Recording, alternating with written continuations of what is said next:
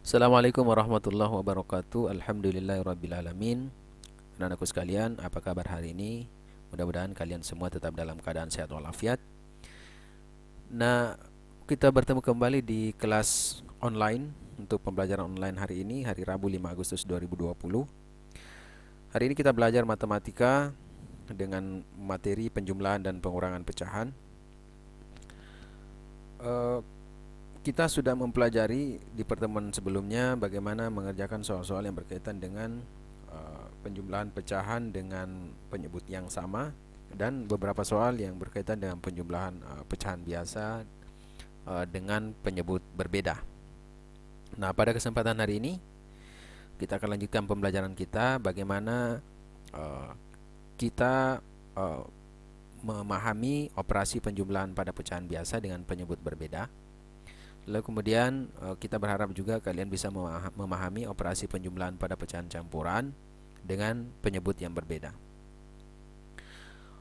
Kegiatan kalian hari ini yang pertama, silakan hafalkan perkalian 3, lalu kirim dalam format video ke WA Pak Guru. Kemudian sesudah itu silakan baca dan pahami materi pada buku matematik halaman 2 sampai 5. Kemudian kerjakan soal-soal ayo berlatih 1.1 pada halaman 5 dan 6. Nomor 1 bagian A, B, C, D, dan E saja. Dan nomor 2 pada bagian B, C, D, J, dan K saja. Kemudian setelah itu silakan juga lanjutkan untuk membaca dan memahami bacaan pada buku matematik halaman 6 sampai 8. Lalu kalian kerjakan soal-soal ayo berlatih 1.2 pada halaman 9, yaitu di nomor 1 bagian A, B, C, I, dan J, serta nomor 2 dan nomor 4. Tugas ini kalian kerjakan pada buku latihan matematika dan kalian kirim dalam bentuk foto ke WA Pak Guru paling lambat pukul 14 waktu Indonesia Tengah atau pukul 2 siang. Jadi silakan tulis dengan tulisan yang rapi, tulisan yang jelas dan terang. Lalu kemudian cara memfotonya juga harus jelas sehingga mudah bagi Pak Guru untuk memeriksa. Nah, anak-anakku sekalian, sebelum kita menjawab soal-soal yang Pak Guru telah sampaikan, ada baiknya kita simak dulu penjelasan materi berikut ini. Nah, pada soal-soal yang akan kalian kerjakan, kalian akan mengerjakan soal-soal ini di ayo berlatih nomor 1 A, B, C, D, dan E. Pak Guru akan jelaskan bagaimana kita menentukan ilustrasi pecahan senilai pada soal ini. Kemudian kita juga akan menjawab soal-soal ini meskipun ada contohnya, dan saya yakin anak-anakku juga sudah mahir mempelajari ini di kelas sebelumnya. Dan di nomor 2 ini kalian kerjakan bagian B, C, D, J, dan K. Kemudian selanjutnya di ayo berlatih 1.2 kalian kerjakan nomor 1 A, B, C, D, I, dan J, serta di nomor 2 dan nomor 4. Nah, anak-anakku sekalian, bagaimana cara kita menentukan pecahan senilai dalam bentuk balok tadi? Jadi Pak Guru akan contohkan, misalnya kita mempunyai pecahan balok 1/4. Jadi kita buat baloknya. Saya gambar sederhana saja, mudah-mudahan kalian bisa memahami. Saya punya balok seperti ini. Saya buat dia 1/4, berarti saya harus bagi dia menjadi 4 bagian. Jadi pertama-tama saya bagi 2, kemudian setiap bagian saya bagi 2 kembali. Lalu kemudian inilah yang disebut penyebut 4, karena satu bagian ini, satu bagian utuh tadi itu kita belah 4 atau kita bagi 4. Maka penyebutnya adalah 4. Inilah yang disebut penyebut 4. Lalu kemudian karena pembilangnya adalah 1, maka kita hanya mengarsir satu bagian saja. Jadi kita arsir satu bagian.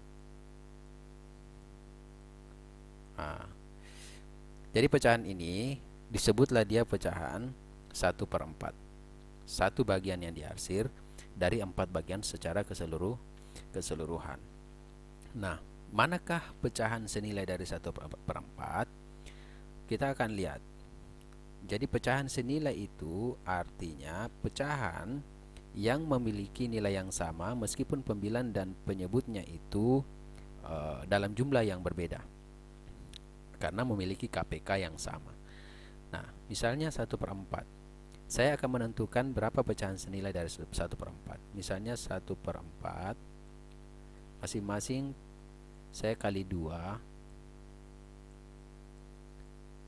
Ya. Berarti saya menemukan pecahan senilai dari 1/4 itu adalah 1 kali 2 sama dengan 2, dan 4 kali 2 sama dengan 8. Nah, 1/4 dengan 2/8 itu adalah pecahan senilai, meskipun angka-angkanya berbeda, pembilangnya berbeda, penyebutnya juga berbeda, tapi nilainya sama. Mana yang membuktikan bahwa nilainya sama? Silakan lihat.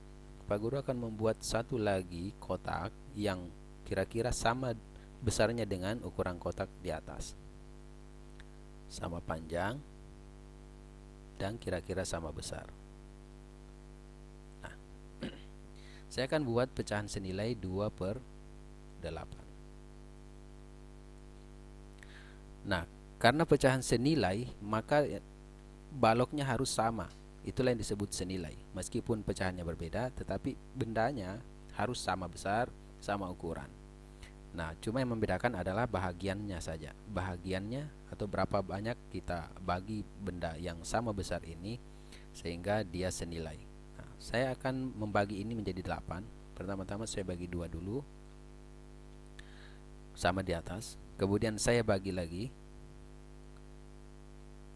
Berarti ini nilainya 1/4. Karena saya mau per 8, maka setiap ini saya bagi lagi. Ini saya bagi lagi.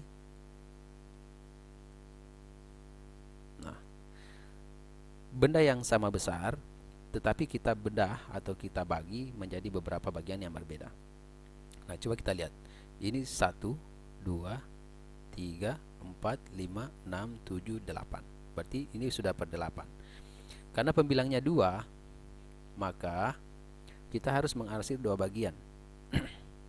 Jadi tadi ini penyebutnya sudah 8, karena ini sudah 8 bagian.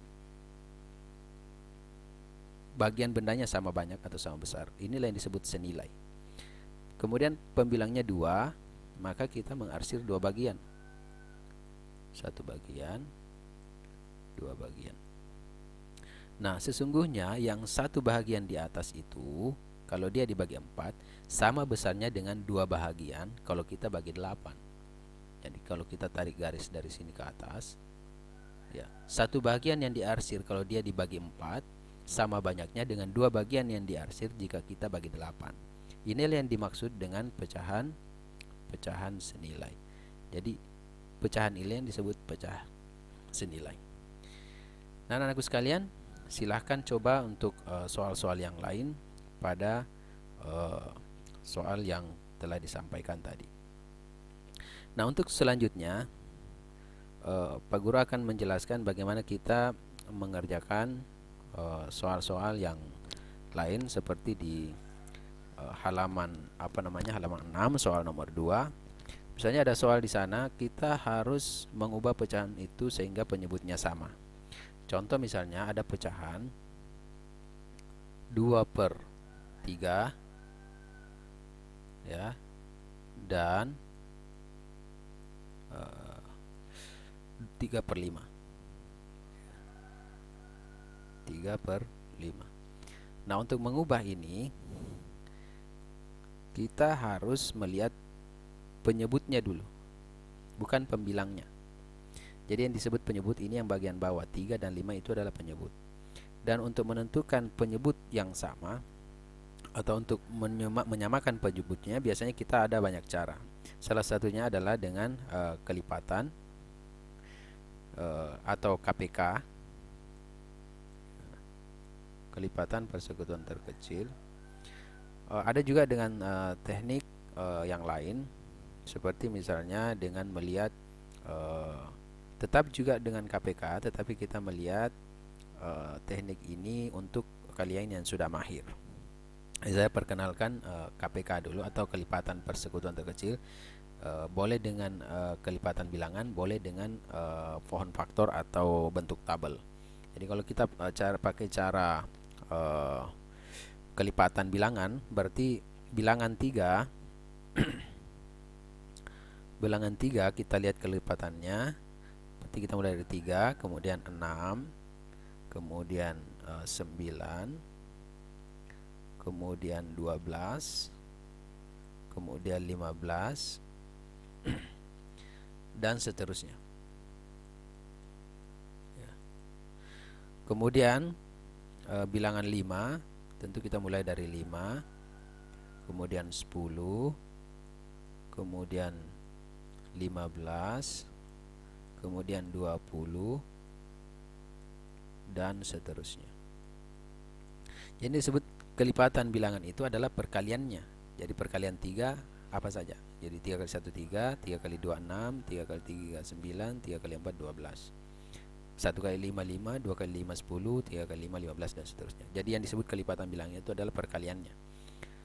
Nah, karena kelipatan persekutuan terkecil yang kita minta, maka kita cari kelipatan persekutuan yang paling kecil. Jadi yang sama, maksudnya yang bersekutu itu yang sama. Yang sama, bilangan yang sama, hasil perkalian yang sama antara bilangan yang satu dan bilangan yang lain.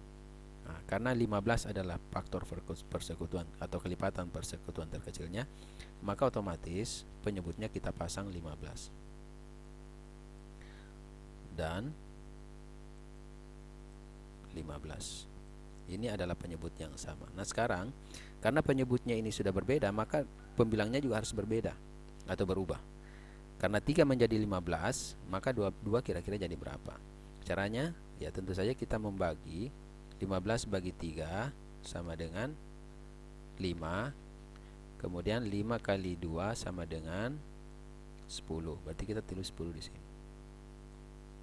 Selanjutnya 15 bagi 5 sama dengan 3. Kemudian 3 dikali 3 sama dengan 9. Tulis di sini.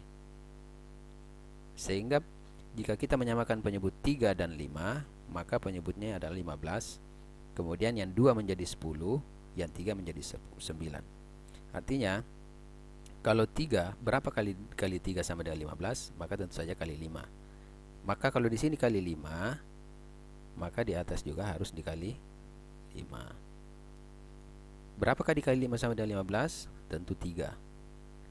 Nah sekarang kalau di bawah dikali 3, maka di atas juga dikali 3. Jadi 3 kali 3 9. Ini penjelasan untuk menyamakan penyebut.